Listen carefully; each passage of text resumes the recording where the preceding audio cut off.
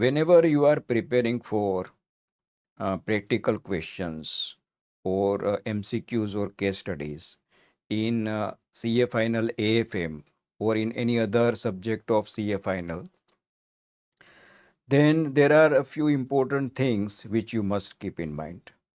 So let's discuss these things, students.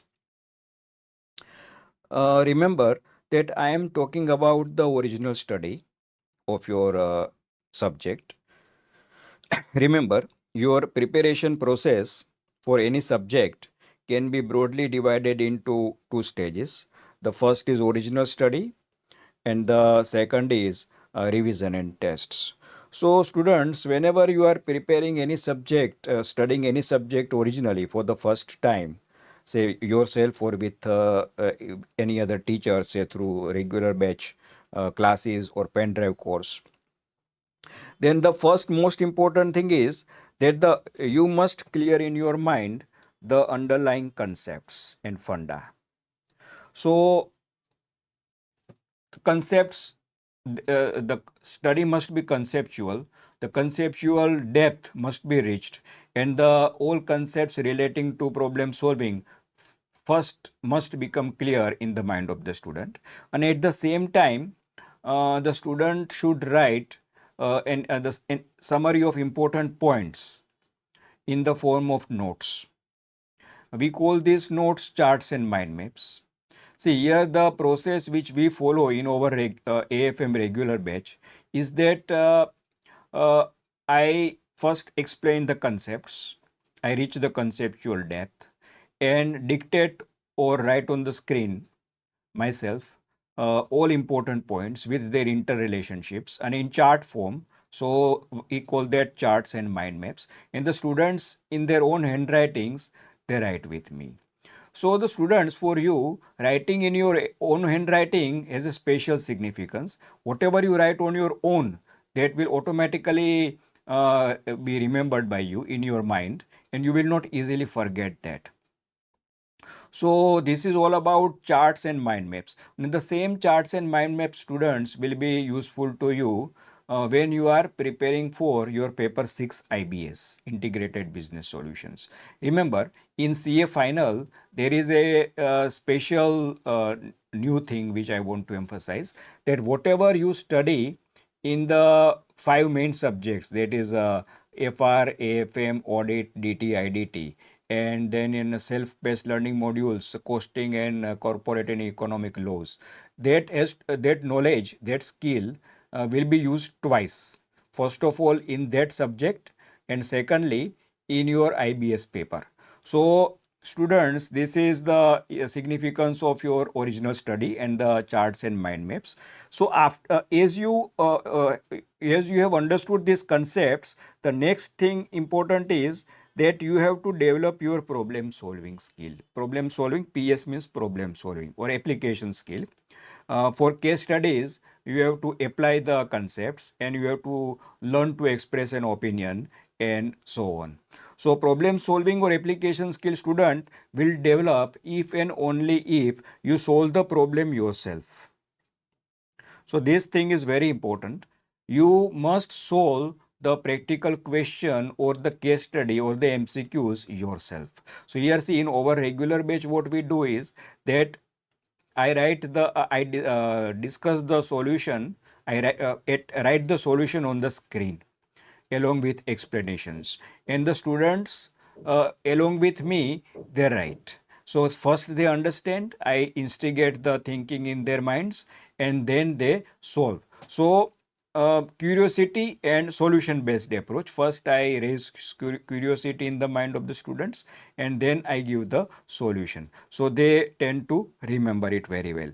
So whenever you solve the problems, do keep in mind that you don't have to read the ready-made solutions. See, if the teacher is just reading the ICI solution and you are also trying to understand the solution along with the teacher, then this is a totally useless exercise. You will not get any benefit from it because your problem solving skill will not develop.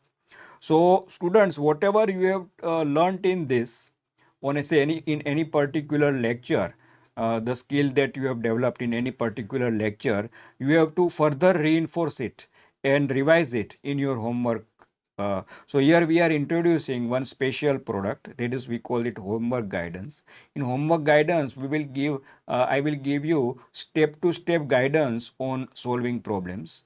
I will first give you guidance, then you have to solve the problem on your own, and then on thereafter you have to listen to the next step. So it is like that. So with the homework guidance, you will be able to do all your homework, and this will develop the problem solving or application skill in you. Along with this point, you have to remember that your target is on two things: accuracy and speed.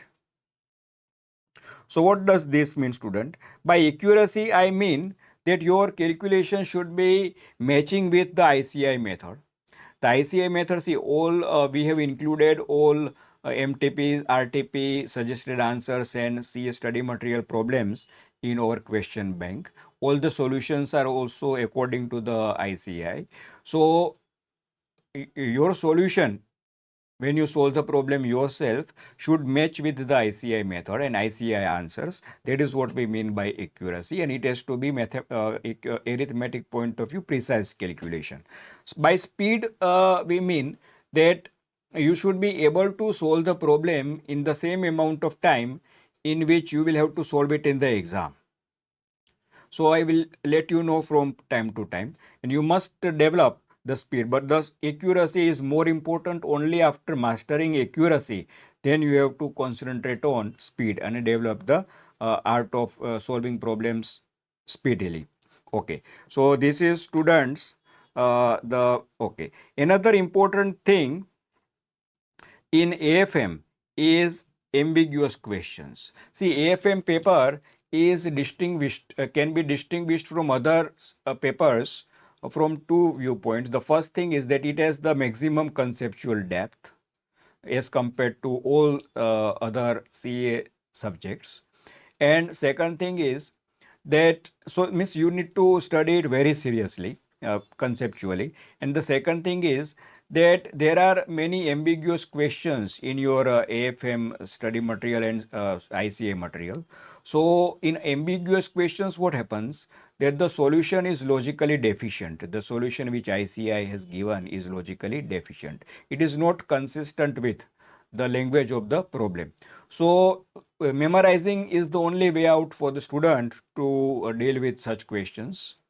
So here, that is the only way out. But in ambiguous questions, you must follow the ICI solution. However, recently in some questions, ICI has been in suggested answers also printing the correct answer for these ambiguous questions. Sometimes it has been seen in relatively rare cases. So in some cases, I will let you know during the batch itself. You have to write two solutions. If that ambiguous question comes in exam, you will have to write two solutions. One is the ambiguous solution and one is the correct solution. Very limited cases are there of this type, but I will let you know about them.